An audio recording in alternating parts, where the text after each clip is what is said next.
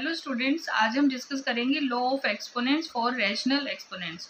तो उसमें first law जो है वो क्या है, x raise to power m multiply x raise to power n is equal to x की पावर एम प्लस एन। ठीक है, सेकेंड हमारा जो लॉ है वो क्या है, एक्स की पावर एम डिवाइड एक्स की power n equal to x की पावर एम माइनस में एन। और थर्ड लॉ जो है वो हमारा क्या होता है, एक्स की पावर एम की पावर एन। तो यहाँ पर पावर्स क्या हो जाएंगी, मल्टीप्लाई हो जाएंगी, तो एक्स की पावर क्या हो जाएगा, एम एन। तो फोर्थ लॉ हमारा है एक्स की पावर, अब यहाँ पर हम क्या करेंगे, एक्स की पावर हम लेंगे एम मल्टीप्लाई वाई की पावर एम। मतलब यहाँ पर हमारा बेस अलग अलग हो गया और पावर सेम है, तो क्या करते हैं, एक्स वाई की पावर एम हो जाएगा। ठीक है, फिफ्थ रूल है एक्स की पावर एम डिवाइड वाई की power m equal to x upon में वाई की पावर में एम। सिक्स रूल जो है वो हमारा क्या होता है, एक्स की power zero equal to one. मतलब अगर किसी भी नंबर की पावर ज़ीरो होगी, एक्सपोनेंट ज़ीरो है, देन उसकी वैल्यू क्या हो जाएगी, वन हो जाएगी। सेवन है एक्स की power minus one equal to one upon x. ठीक है, और एट है एक्स की power minus m equal to one upon x की पावर एम। ये मतलब एम यहाँ आ जाएगा नीचे, तो इसको आप ऊपर भी लिख सकते हो। एक बार फिर से मैं आपको ये रिपीट करा देती हूँ। व्हेन फर्स्ट लॉ जो है वो क्या होता है कि when base are same then powers are added. फिर सेकंड में क्या है, when in division when base are same then powers are subtracted. Division में सब्ट्रैक्ट होता है और मल्टीप्लाई में क्या होता है, प्लस होता है। और थर्ड में क्या है कि हमारी दो पावर पर पावर होगी तो वो दोनों मल्टीप्लाई हो जाएंगी। ठीक है, और इसके बाद नेक्स्ट क्या है, यहाँ पर बेस हमारा सेम नहीं है, पावर सेम है, देन हमारा बेस मल्टीप्लाई हो जाता है। ठीक है, अब इसके बाद डिवाइड में बेस डिवाइड हो जाएगा, पावर वही रहेगी एम।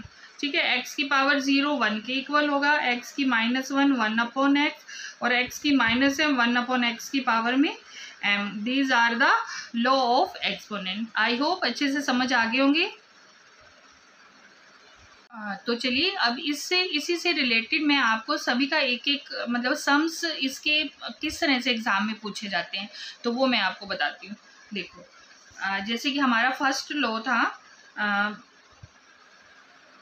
देखो अगर हमारे पास कोई सम जैसे टू की पावर थ्री मल्टीप्लाई टू की पावर फाइव, तो ये हमारा बन जाएगा टू की पावर थ्री प्लस में फाइव इक्वल टू टू की पावर फाइव और थ्री एट। तो यहाँ पर हमारा फर्स्ट लॉ लग जाएगा एक्स की पावर एम मल्टीप्लाई एक्स की पावर एन किसके इक्वल होगा, एक्स की पावर एम प्लस में एन। जब बेस सेम है तो पावर्स को ऐड कर देंगे। ठीक है, मल्टीप्लाई में। सेकंड हमारा है कि अगर मान लो हम इसी सम को ही ले लें, टू की पावर थ्री और डिवाइड है टू की पावर फाइव, तो ये हमारा हो जाएगा टू की पावर थ्री माइनस में फाइव। ठीक है, इक्वल टू टू की पावर माइनस में टू। तो यहाँ पर हमारा रूल लग गया एक्स की पावर एम डिवाइड एक्स की power m equal to x की पावर एम माइनस में एन। तो इसको भी आप वन अपॉन टू की पावर टू आप इस फॉर्म में लिख के वन अपॉन फोर इसको सिंप्लीफाई कर सकते हो। ठीक है, तो यहाँ पर भी हमारा रूल जो लगेगा वो ये लगेगा एक्स की power minus m equal to one upon x की पावर में एम। ये ठीक है, अब थर्ड रूल लेते हैं।